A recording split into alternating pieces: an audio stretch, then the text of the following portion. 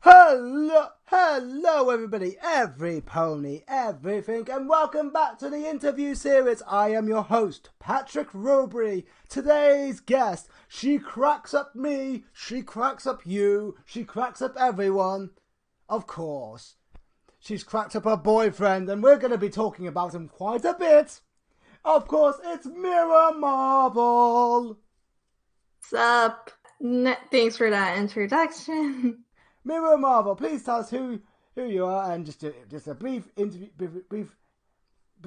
introduction before we start the questions and answers. Okay, well, I review stuff on YouTube, well, mostly Bernalysis, and I do mirror cracks, which are just me combining the stuff I love and making it into a kind of zombie kind of working thing with audio pitching and color saturation. So the obvious question is that I have to start this with: how did you get into the My Little Pony fandom? Well, I was watching it when it first came out. Well, not religiously, but some like piece by piece. But I knew that when it came to season 3, when I was little, I had to move on and grow up from it. I knew about the fandom already, but my parents knew also it was not child friendly too. So then what I did was I kind of move on, was going to be prepared to just let it all go. And then when Magical Mystery Cure happened and I reflect on it for a little bit, I was like, oh my god, I kind of like this. And that's how I became a Pegasus sister. Ooh, now do you prefer the name Pegasus or Brony, and why? I like Pegasus more because as much as I am someone who used to do some bros, I see bros as more for guys and Pegasus are some more girl one. Ah, and you have now become a fandom analyst in a sense because you make reviews on a very well known series of the TF2 videos with Josh Scorcher and Dr. Wolf. How did you get into reviewing such a very odd series, and why that series in particular? Okay, so, well, it all has to start with the Bernalysis fandom. Like, those were the people I did knew about beforehand. I was someone who watched Digi and Tommy Oliver, and I did watch really well. And then Golden Fox, I remember as one of the people that I watch a lot. But I wasn't around when he did his season 4, which he personally has stated in a lot of times that that wasn't his good season. But then when I saw his review of Friendship is Magic, and when they introduced Keyframe, and they give Golden Fox like more personality, and we get to see him like in a way acting human, I was like, okay, this is interesting. I kind of like how this is like. And when I got and seeing more than develop as people just really got touched me really much. And then when we get to the part that TF2 and he was in it, I was like, okay, I want to talk about this. And there was interesting stories and plot details.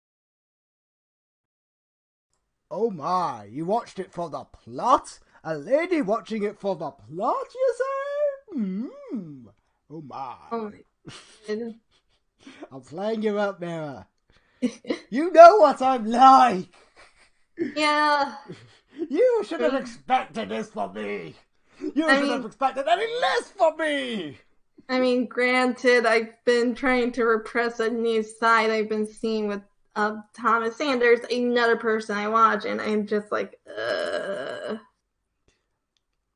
So you get a lot of your ideas, but also your interests from people you watch on YouTube, and it does actually show a lot in your content as you review and you talk about a lot of reviewers and how they do their own skits or their own videos.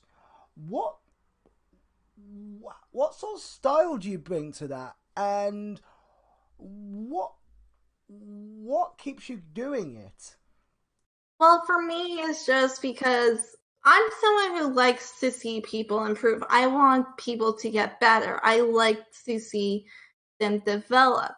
So watching these, I want to give my opinions and see, okay, could they fix it? Like, for example, Science Matters Not, I do consider is not really my favorite episode. Like, that was always the episode that really got on my nerves because personally, I could Lightning Bliss and Keyframe's problems could have just been fixed if they just ignored the short calling and talk name callings and just like ignored it and then not letting like bubbles or get them angry enough. Like seriously, that was just something that aggravated me and just made me upset because you're acting so immature and childish. And okay, it doesn't help that this episode also came when some other reviewer with did a kind of epilogue to his saga, and it's just like watching those two back to back. It was just like, God, so 180 in a nutshell. I do not mind you saying the name if you want to, but I don't will not force you to, because the past is in the past and we can't change that. And even though we may have loved them at the time, we did not know about it at the time. And we, even if we looked at the bad people, we can't change what we thought of at the time because of how times change. Thank you. That actually does help me personally with something I've been dealing with. No, because a lot of before I carry on with the interview, a lot of people say you can't mention Michael Jackson or mention many other names, and that's just wrong. These were influential people. No matter how wrong or bad their stuff may or may have not been, these were influential people. Pretending they did not exist is erasing history.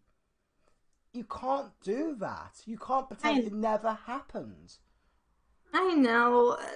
Sorry for doing that. It's No, just no, I don't mind. I was just letting you know, and I think I actually glad you actually said it because you actually had the guts to say his name actually, and a lot of people would not. And I actually have respect for you for saying that. thanks. Um, but talking about that, how was it to deal with people like Toon Critic when he did come out and it was found out? How did that change your mindset of the viewers, your mindset of the fandom, and your mindset of yourself? Okay, so when it came to Toon, actually, when he came out as a bully, that was something that devastated me more because having to deal with being bullied in middle school was just really upsetting for me. So when he did came out bullying and then explain himself, I understand. Like I was able to forgive him. I was able to let go and acknowledge that it was in the past. That day when I did learn about what Toon has done, to be honest, it hurt me. Like it's like you quite literally like stabbed me in the heart and just hurt me. So it was like I was just being wounded like badly. It was really something that affected me poorly. And then Toon just like deleting his channel and deleting his videos. It's just like I was devastated because I had so much planned with him, and yet it's like I feel uncomfortable now not looking at him. It's like, yeah, Parax. I'm still here. I've just been listening. I'm Patrick. Okay, character, and now it's hard for me to even look at him. It's just because I get uncomfortable, like just because he was someone I like watching. I'm glad with his struggles. I mean, let's face it, he was the reason why whenever evil signs came up, I knew like, ugh, I can deal with them. Because let's face it, there's this other YouTuber I watch. He recently has introduced another evil sign, and I'm just like, great. But what this helps me but how this affects me with other people is I shouldn't try putting them on pedestals. Like I try to make sure they're human and grounded, and I always see, and this helps me also with something from a song into was there's this lyric: "You're not good, you're not bad, you're just nice." And that's how I'm now seeing more people. You're not good, you're not bad, you're gray, you're neutral. No one's purely good, no one's purely bad. And then how this affects me, if I learn that if they're bad and they're not good for me anymore, I have to remove them by my lights, but I don't want to forget that they helped me to become who I am. No, that makes a lot of sense, and I'm glad you're able to talk about that because it's not an easy thing to say, and it's very brave of you to say because even the people who may have not known him were still affected, and all the fans of him are still affected. It's so sad to lose content no matter what reason, even if it's for all the wrong reasons, and no matter how much you loved or hated him, it's still a hard loss. Yeah, to be honest, there is reasons why when it comes to some of my mirror cracks, I couldn't delete some of them, even though I was tempted to. A part of me was like, I can't. No, I'm actually surprised and actually think you're brave and you're better than everyone else. I think standing for your content sometimes says, look, this person was bad, but at the time of this video was made, nobody knew. Nobody knew. And that's not a bad thing on you, and that's not a bad thing on anyone who worked with him or didn't work with him or knew or didn't know. Because the thing was, that's life sometimes, but we can't take away the past. We just have to move on from it and learn from it. And sometimes having those videos to prove that nobody is perfect and proves that, yeah, these people who we may have looked up to, who are truly now evil and considered horrible people, can never be forgiven. Sometimes it helps never forgiving them, but also helps us remember nobody is inhuman, nobody's robotic. Yeah. And I move on to a slightly more uplifting subject. Even though you say you don't view people on a pedestal, I don't fully agree with you. You do. I think we all do. I think we all have heroes. We all have people we look up to. But that's not necessarily a bad thing. It's how you choose those people and how those people represent themselves. You should not judge yourself on those who you judge. That's how you should do it. And one of the many people you look up on a pedestal is your boyfriend Laser in a weird way, because our boyfriends and our girlfriends we do look up to. And I want to ask you the serious question of how does your relationship with Laser, how has that changed with the change of the Rift City, and how has that affected you? Laser has helped me really with so much.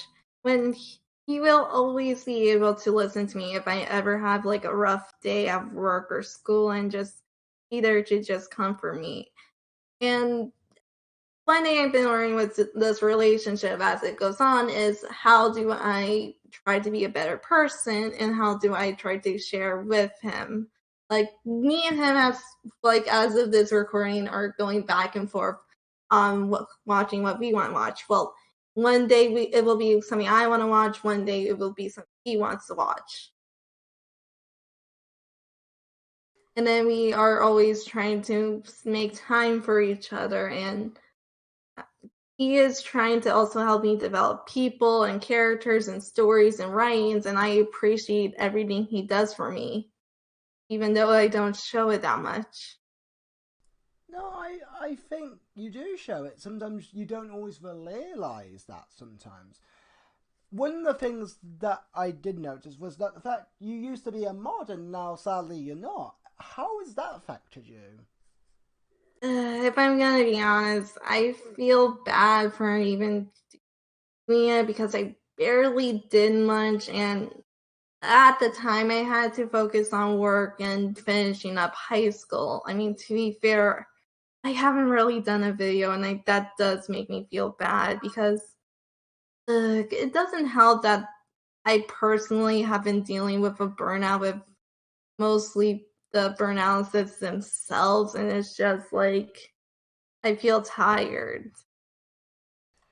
It's easy to be felt bad for yourself, and anyone can feel bad for themselves. Don't get me wrong. I've done it many years.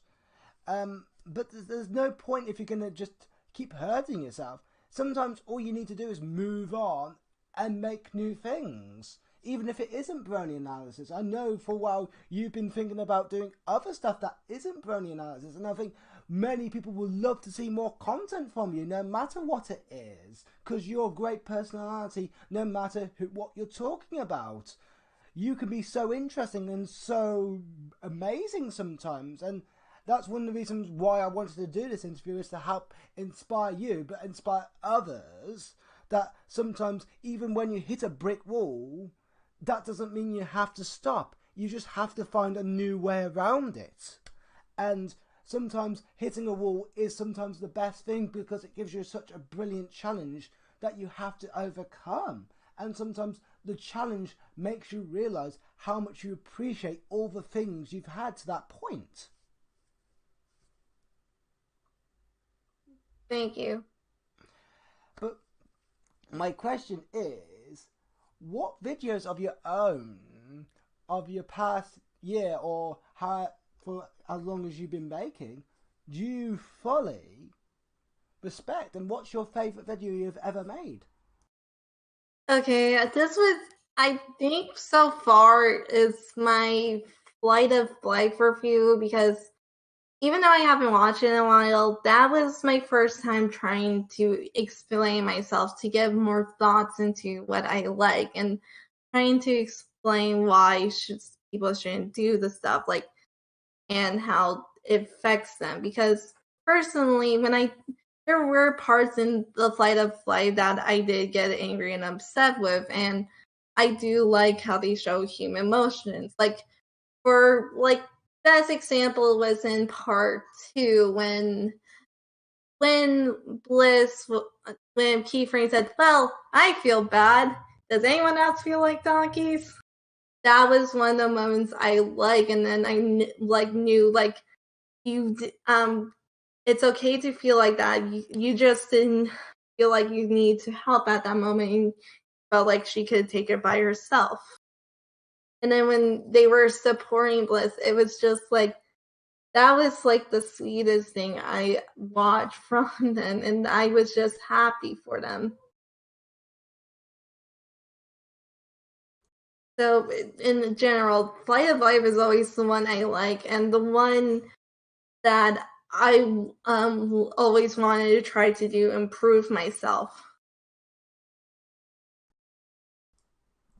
You've done a lot of reviews, and you still do reviews, and the one thing you've not done is review the show itself. Well, Is that... technically, I tried doing that once, and I don't like how it came out. Oh, that's nothing wrong with that. You saw that you didn't like it and you changed your style, and that sometimes is a better thing, and it worked for you because you found your reviewing of doing reviews of analysts more enjoyable and more up your street, if that makes sense. Yeah, I know what you mean. um I want to ask the question, what's for the future of Mirror Marvel? What have you got planned? Okay, so to give you a sneak peek, I've been trying to think to myself, what do I want to review? And I've been mentioning this guy named Thomas Sanders. He does this YouTube series called Sanders Sides, where they go into different emotional problems and people deal with on a daily basis. Like, one of the videos I do want to talk about with Thomas is accepting anxiety, because personally, that was always and is still one of my favorite videos from him, because people deal with anxiety on a daily basis, and it's like, what would it be like if no one had anxiety? And they show the repercussion on what it's like not having anxiety. Like, Thomas was like a freaking mess without his anxiety, and it's just like, when you get to part 2, I don't want to say much because I want to say that for when I do talk about it. It's just like seeing people support about anxiety is just like sweet and kind.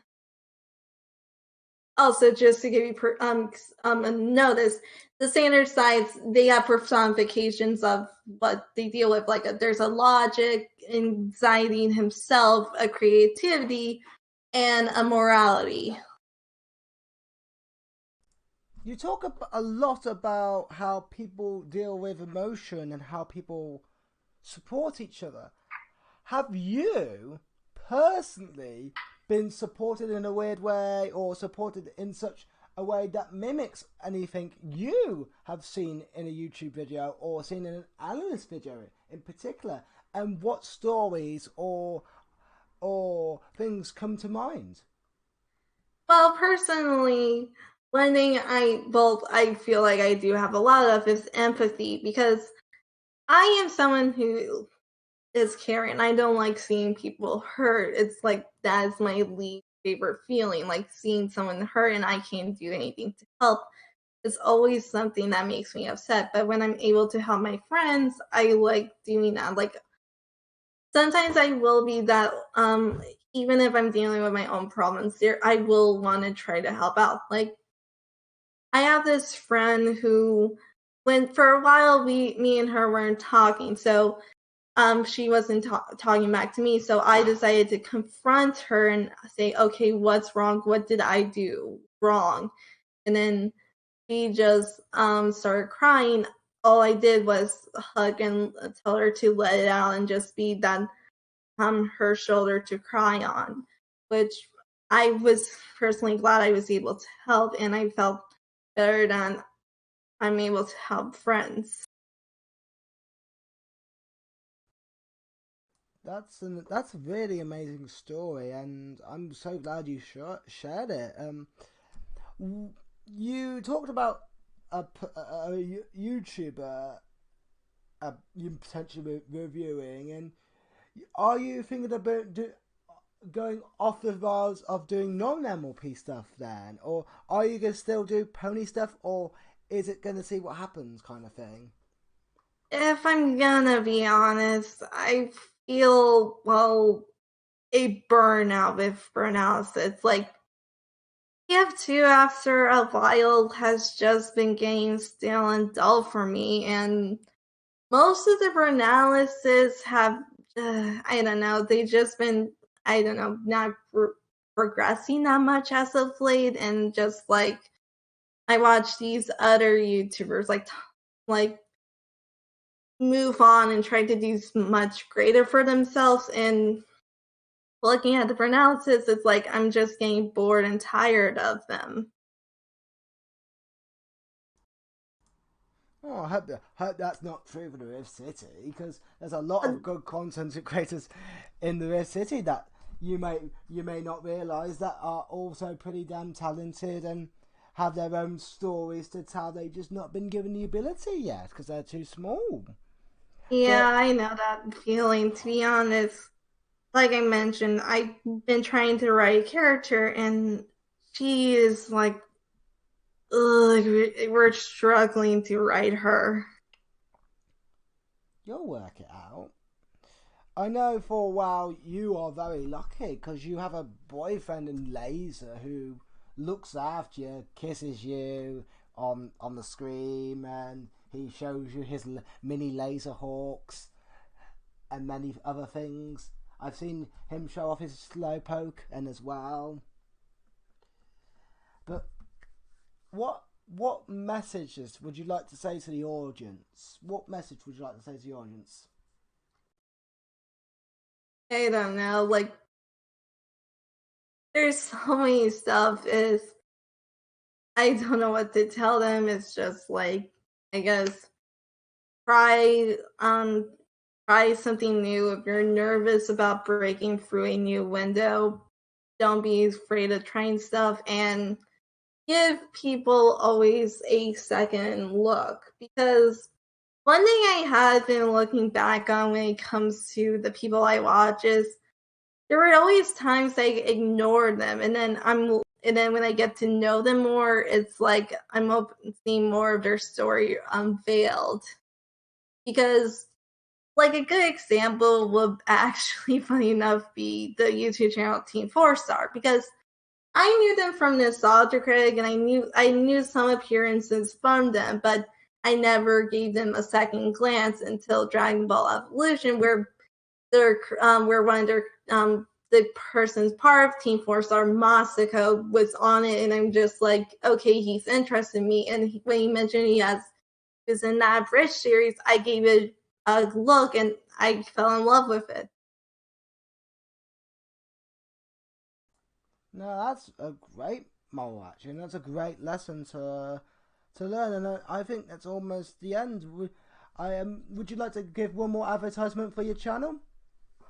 Well, I have a YouTube, Twitter, follow me on that, and even though I don't post much, recently I just been posting stuff from Star Kid, which I will poke you. I will make sure you do. I will make sure you make content.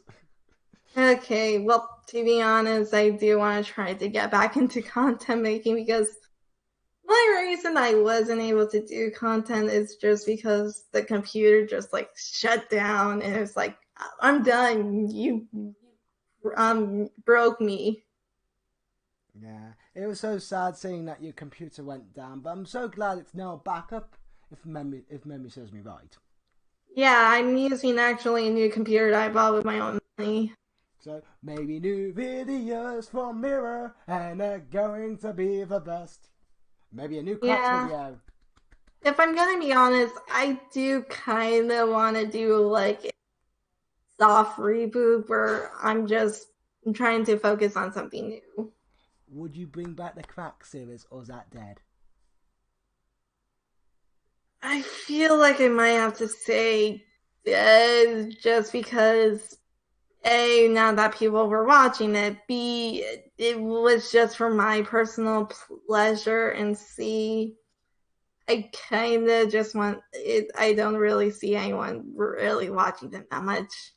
Put in the comment section if you want her to bring it back. If enough people do it, she will bring it back, I promise. Oh, and if that's the case, then everyone's gonna hate you because of that, Patrick. Like, they already hate me, so it's not like I'm losing anything on that. Sadly, we're gonna have to end it on everyone hating me, but that's just a normal, everyday feeling for me. Because I have been your host, Patrick Rowberry, and you have been... Remember, this is where you say your name. Mirror Marvel. I'll edit that out! Yay! Editing! Goodbye! Say goodbye now. Bye.